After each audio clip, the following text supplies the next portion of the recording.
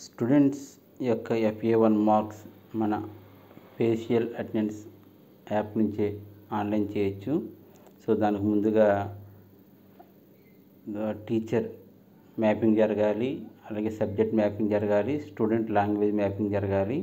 So ఈ మూడు ఎలా చేయాలో చూద్దాం. ఆ తర్వాత మార్క్స్ కూడా ఎలా ఆన్లైన్ చేయొచ్చు మనం చూద్దాం. ఒకసారి ఫేషియల్ అటెండెన్స్ యాప్ ఓపెన్ చేసిన తర్వాత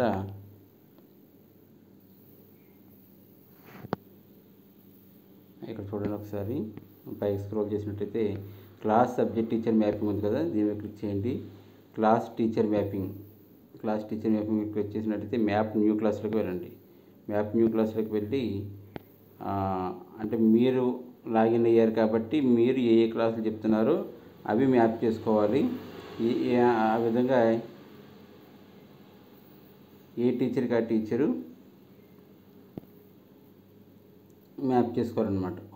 ఒక స్కూల్లో ఇద్దరు టీచర్లు ఉన్నారనుకోండి, ఆ టీచర్స్ ఏ క్లాసులు చెప్తున్నారు. ఒకవేళ సబ్జెక్ట్స్ చెప్పుకుంటున్నారనుకోండి, అప్పుడు కూడా మనం క్లాసు సబ్జెక్ట్స్ కూడా మనం చేసుకోవచ్చు. నేనైతే 4th క్లాస్ 5th క్లాస్ అన్ని సబ్జెక్టులు కూడా నేను చెప్తున్నాను. మళ్ళీ ఇంకో క్లాస్ కూడా యాడ్ చేస్తున్నాను. చూడండి, మ్యాప్ న్యూ క్లాస్లోకి వెళ్ళి English medium 5th class subject ఇక్కడ చూడండి. మనం చూసినట్టయితే క్లాస్ రిలీజేషన్ 4th 5th కూడా నా పేరు వచ్చింది చూడండి. ఓకేనా, ఇట్లా వస్తుంది అనమాట. ఇవి మీ క్లాస్ మ్యాపింగ్ అయింది.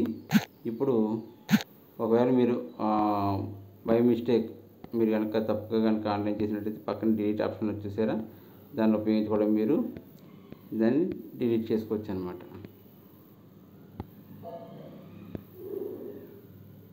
డిలీట్ ఆప్షన్ ఉంది కదా, ఈ డిలీట్ ఆప్షన్ ద్వారా మీరు డిలీట్ చేసుకోవచ్చు. ఆ తర్వాత ఇప్పుడు సబ్జెక్ట్ టీచర్ మ్యాపింగ్ చూద్దాం. సో ఇక్కడ ఇంగ్లీష్ మీడియం 4th క్లాస్ చూడండి. ఇంగ్లీషు EVS తెలుగు నేనే చెప్తున్నాను. అలాగే first language Telugu, mathematics submit చేశాను. అలాగే మళ్ళీ 5th క్లాస్ చూద్దాం.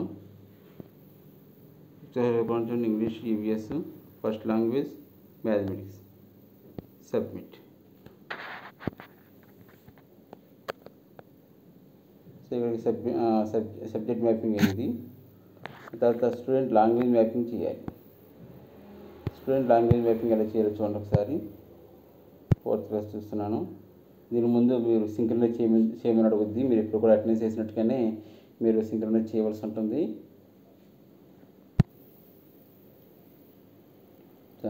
లాంగ్వేజ్ 1 తెలుగు, లాంగ్వేజ్ 2 ఇంగ్లీష్ డిఫాల్ట్గా వాడేసాడు. లాంగ్వేజ్ 3 మనకు ఉండదు. ఓకేనా, నాట్ అప్రూవల్ పెట్టుకోవచ్చు.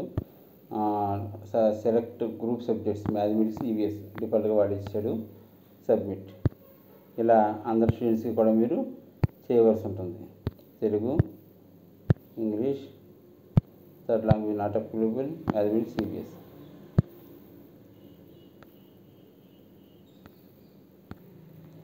సో సబ్జెక్ట్ మ్యాపింగ్ పూర్తిగా లాంగ్వేజ్ మ్యాపింగ్ పూర్తిగా మీరు చూసినట్టయితే ఇది ఇలా కనిపిస్తుంది.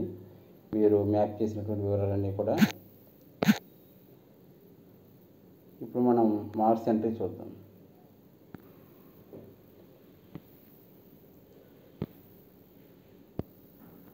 స్టూడెంట్ మార్క్స్ ఎంట్రీ మీద క్లిక్ చేసి అకాడమిక్ ఇయర్, అలాగే ఎగ్జామ్ టైపు మీడియం ఇంగ్లీష్ డిఫాల్ట్గా వాడేసాడు.